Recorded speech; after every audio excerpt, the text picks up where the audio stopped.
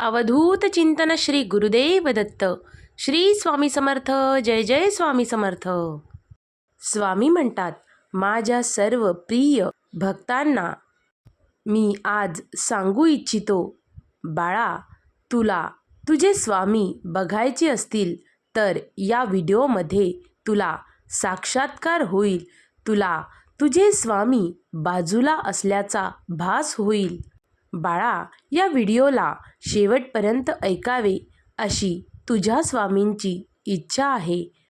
तुला जर तुझ्या स्वामींवर खरोखर मनापासून विश्वास असेल तर बाळा, कमेंटमध्ये नक्की श्री स्वामी समर्थ, जय जय स्वामी समर्थ असे लिही आणि जे तू नामस्मरण करतो आहेस ते नामस्मरण तुझ्या मनामध्ये अखंड चालू ठेव.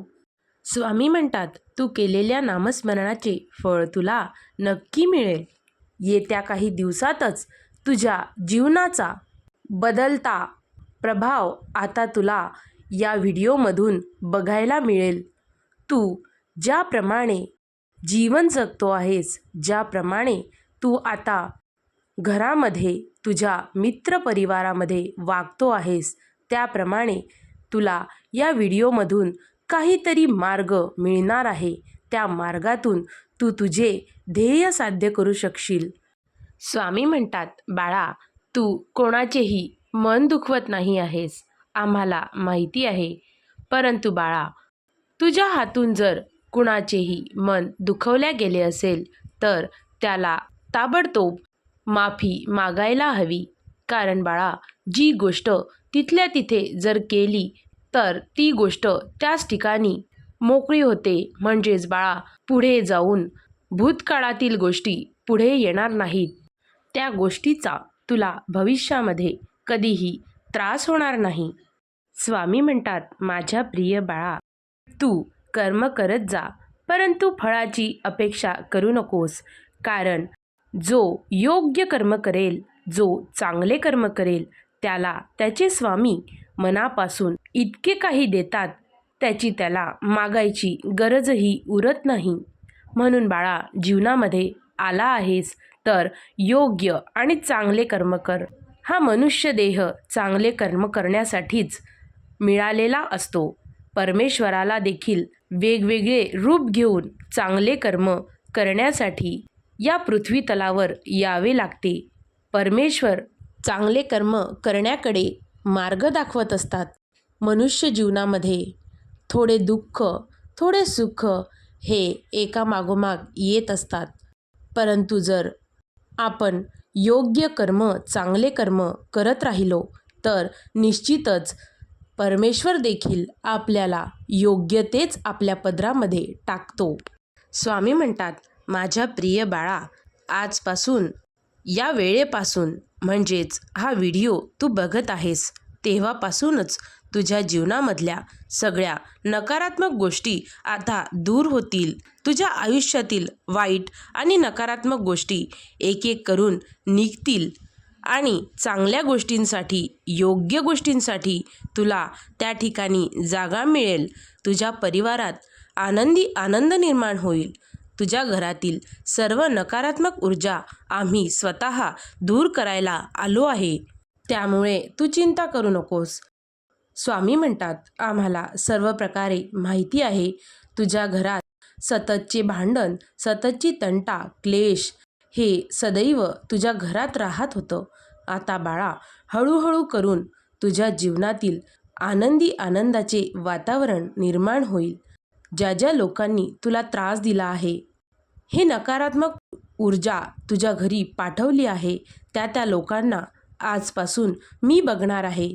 तू फक्त आमच्यावरचा विश्वास आणि आमचे नामस्मरण, आमची श्रद्धा कधीही कमी होऊ देऊ नकोस.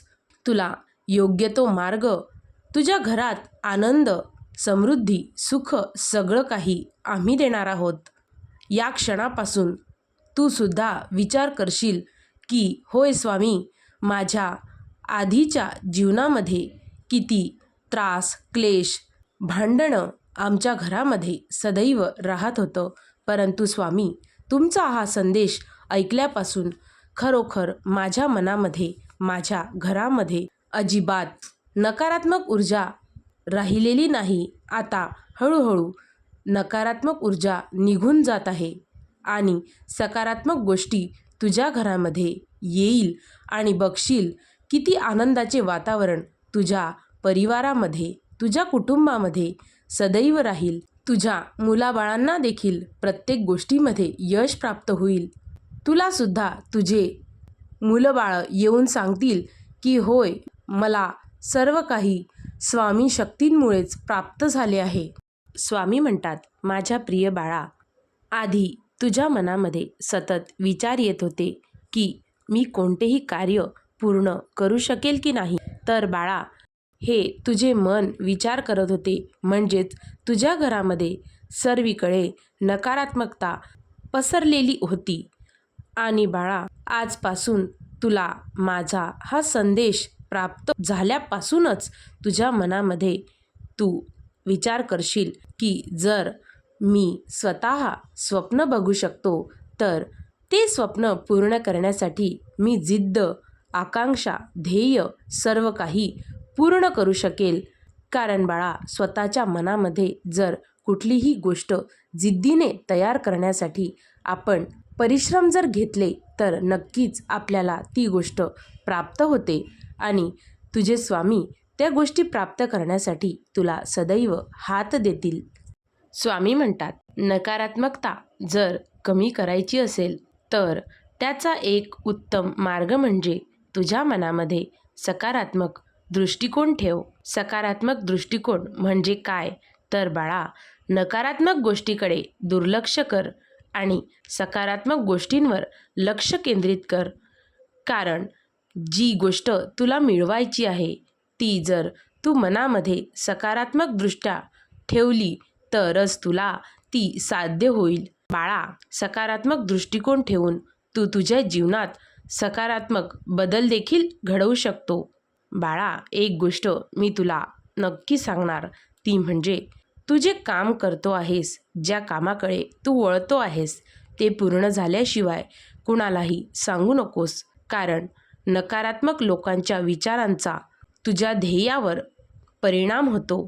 तू ते मिळवण्यासाठी जे कार्य करतो आहेस त्या ठिकाणी नकारात्मक प्रभाव पडतो आणि ते मिळवण्यासाठी तुला खूप विलंब होतो आणि सतत तुला वाट बघावी लागते.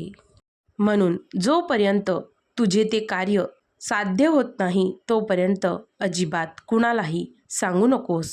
स्वामी म्हणतात, माझ्या प्रिय बाळा, तुझ्या मनामध्ये असलेली सकारात्मकता ही सर्वात मोठी शक्ती आहे. ती तुला तुझ्या कठीण काळातून मार्ग दाखवते आणि मदत करते. बाळा, जीवनामध्ये अडचणी आल्या तर त्या थांबत नसतात, परंतु त्या अडचणींना सामोरे जाऊन आपण ते कार्य साध्य केले पाहिजे. त्या अडचणींपुढे तू अजिबात हार मानू नकोस, कारण त्याला पराभूत करण्याची ताकद माझ्या भक्तामध्ये आहे, माझ्या प्रिय बाळामध्ये आहे. बाळा, तुला सर्वीकडे जर नकारात्मकता दिसू लागली असेल तर ही नकारात्मकता तुला आधीच संपवावी लागेल आणि ते तुझ्याच हातात आहे. जर तू ही नकारात्मकता संपवण्याच्या प्रयत्नामध्ये राहशील तर तुझे आयुष्य तू पुन्हा एकदा नव्याने सुरुवात करू शकशील. तुझ्या मनामध्ये जीवन जगण्याचा योग्य विचार येत राहील. मनामध्ये कोणतीही नकारात्मक विचार आणू नकोस, माझे तुला हेच सांगणे आहे. अवधूत चिंतन श्री गुरुदेव दत्त. श्री स्वामी समर्थ. जय जय स्वामी समर्थ. अवधूत चिंतन श्री गुरुदेव दत्त. अवधूत चिंतन श्री गुरुदेव दत्त. अवधूत चिंतन श्री गुरुदेव दत्त. अवधूत चिंतन श्री गुरुदेव दत्त. अवधूत चिंतन श्री गुरुदेव